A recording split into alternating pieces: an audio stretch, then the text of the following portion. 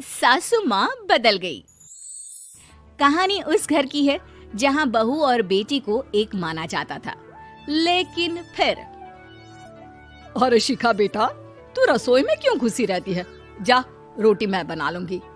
नहीं नहीं माँ जी, आप बैठिए, बस सारा खाना बन ही गया है। श्वेता को बोल देती हूँ, वो खाना लगा देगी सबका। सॉरी भाभी, मेरे पास वक्त नहीं है। माँ, मुझे पैसे देना, पार्लर जाना है। हाँ हाँ चली जाना, भाभी को भी ले जाना। वो भी जाने को बोल रही थी पार्लर, पर पहले ना मदद कर दे उसके खाना लगाने में। देख माँ, वो बहू है, उसे बहू रहने देना, इतना सर पर मत चढ़ा भाभी को।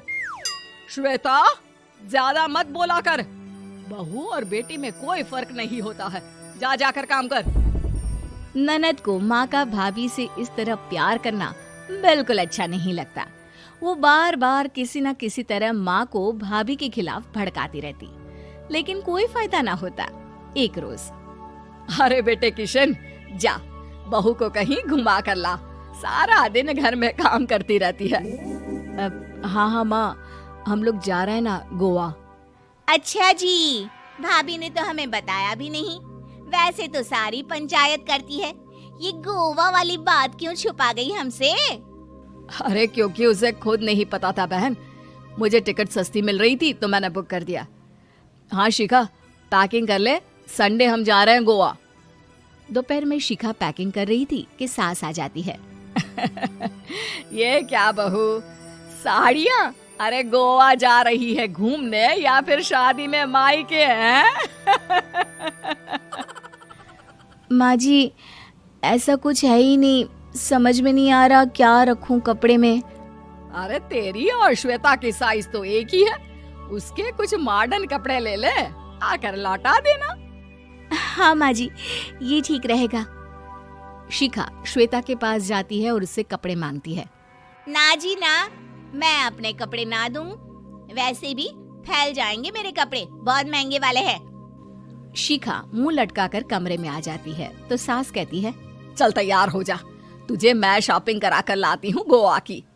बस फिर क्या था, सास बहू निकल जाते हैं मार्केट और एक से बढ़कर एक ड्रेस खरीद कर घर आते हैं। पहले बता देती कि नए कपड़े दिलाने वाली है भाभी को, तो मैं अपने ही दे देती ना भाभी को, मुझे दिला देती नए कपड़े। देख श्वेता, परिवार का मतलब सबके साथ रहना होता है, ना कि सिर्फ अपना सोचना। वैसे भी तुझे अच्छे संस्कार सीखने चाहिए। और रही बात कपड़ों की, तो शिखा, आज से घर पर भी तू मॉडर्न कपड़े ही पहनेगी। कोई जरूरत नहीं है ये साड़ी वाड़ी लपेटने की। अब क्या था, घर पर श्वेता और शिखा एक जैसे रहते। एक बार पड़ोसन आती है। अरे बेटा, अपनी माँ को तो बुलाना जरा, बात करनी है। शिखा सास को बताती है और रसोई में चली जाती है। ये आपकी बेटी बहुत बड़ी हो गई है, इसके लिए एक रिश्ता है, कहो तो बता दूं। ये बेटी नहीं बहू है, घर में सब एक जैसा ही रहता है।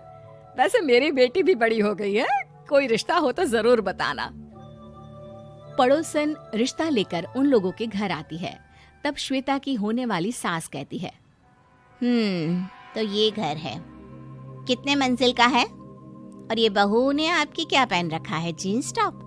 अरे भाई, साड़ी वाड़ी नहीं है क्या इसके पास? देखिए, सर्दी है तो साड़ी में बहू कैसे मैनेज करती, वैसे पहनती है साड़ी भी। देखिए, हम लोग ठहरे पैसे वाले लोग, कोई कमी नहीं है हम लोगों के पास पैसों की, बहुत पैसे हैं, जमीन, नौकर चाकर, कार, सब कुछ है, लेकिन घर में संस्कारी बहू चाहिए। समझ रही हैं ना आप? सास कुछ कहती कि श्वेता बोल पड़ती है, हाय रे, नौकर चाकर से लेकर जमीन, कार, पैसा, हाँ हाँ, मुझे रिश्ता मंजूर है, मंजूर है मुझे। अरे रुक जा श्वेता, मैं बात कर रही हूँ ना। देखिए, हम लोगों के घर इतनी आजादी नहीं मिलेगी। अरे हाँ कर देना माँ, हाँ कर दे जल्दी से। सास क्या करती, बेटी की शादी ऐसे घर में कर देती है जहाँ ना उनके विचार मिलते हैं और ना ही आचार। शादी के बाद एक रोज फोन पर, श्वेता बेटा, एक बार घर आ जा, बहुत दिल करता है तुझे देखने का। माँ, वो घर पर बहुत काम होता है, कैसे आऊँ? बड़ा घर है, लेकिन आने जाने वालों की लाइन ही लगी रहती है। बेटा मैं तो जानती थी उस घर का हाल, लेकिन तू ही नहीं मान रही थी। माँ देख, हर घर का यही हाल है। तेरी बेटी को यहाँ घूंघट हटाने की परमिशन नहीं है और एक तरफ भाभी स्कर्ट पहनकर घूम रही है। बेटा मुझे क्या पता था कि मेरी बेटी को ससुराल के नाम पर पिंजरा मिल जाएगा। अच्छा माँ, फोन रखती हूँ, सास को गर्मा गर्म रोटी खिलानी है। तुम लोगों की तरह नहीं कि एक रोटी बनाओ, एक सब्जी बनाओ, फिर सारा दिन फ्री होकर घूमो। सास फोन तो रख देती है, लेकिन सोच में पड़ जाती है कि एक तरफ बेटी जिसे कोई आजादी नहीं, वहीं दूसरी तरफ बहू जिसे देखकर लगता ही नहीं कि उसकी शादी भी हुई है। अगले रोज। शिखा, अरे ओ शिखा। हाँ माँ, क्या हुआ? कुछ चाहिए आपको? मैं जिम जा रही थी। जिम के कपड़ों में बहू को देखकर सास को घूंघट में अपनी बेटी का ख्याल आता है। देख बहू, घर में बहू की तरह रहा कर। इतने टाइट कपड़े पहनकर जिम जाना पसंद नहीं मुझे। जा जाकर रोटी बना। रोटी? माँ अभी तो शाम के 6 बजे हैं, इस वक्त रोटी? अब क्या मेरे खाने पीने पर भी पहरा है? अरे जब मर्जी तब मैं अपने घर में खा भी नहीं सकती क्या? बहू को अजीब लगता है। वो समझ नहीं पाती कि जो सास कल तक इतनी सपोर्टिव थी, उन्हें अचानक से क्या हो गया। वो किचन में जाती है, गरम रोटी के साथ 2 तरह की सब्जी, रायता, सलाद सब लेकर सास के पास आती है। माँ जी, खाना। इतना सारा खाना? राक्षस समझा है क्या मुझे? रोटी मांगी थी मैंने गर्मा गर्म बस। पर माँ जी, रोटी खाती किससे आप? सब्जी तो बनानी थी ना। अरे भूख मर गई मेरी तेरी बहस से। जा जाकर काम कर, अंदर पूरी रसोई साफ कर। बहू अंदर चली जाती है। थोड़ी देर में श्वेता घर आती है। अरे शिखा जल्दी से चाय ला, पकवान बना, मेरी बेटी आई है। अरे नहीं नहीं माँ, ड्राइवर बाहर खड़ा है। मैं तो घर का कोई सामान खरीदने के बहाने यहाँ आ गई हूँ, मुझे जाना होगा।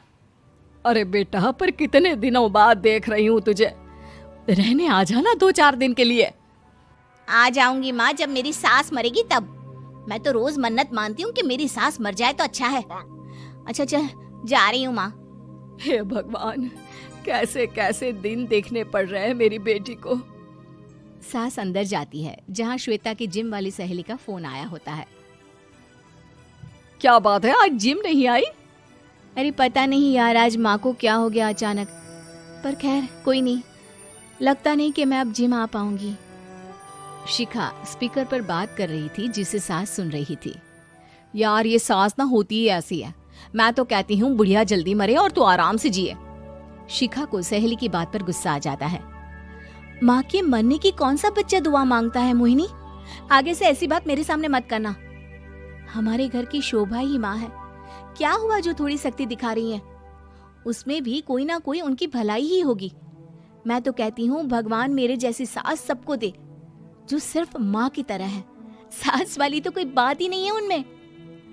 सास ये बात सुन रही थी।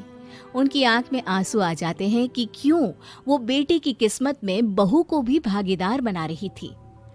शिखा, अरे ओ शिखा, क्या हो गया? जिम नहीं जाना क्या?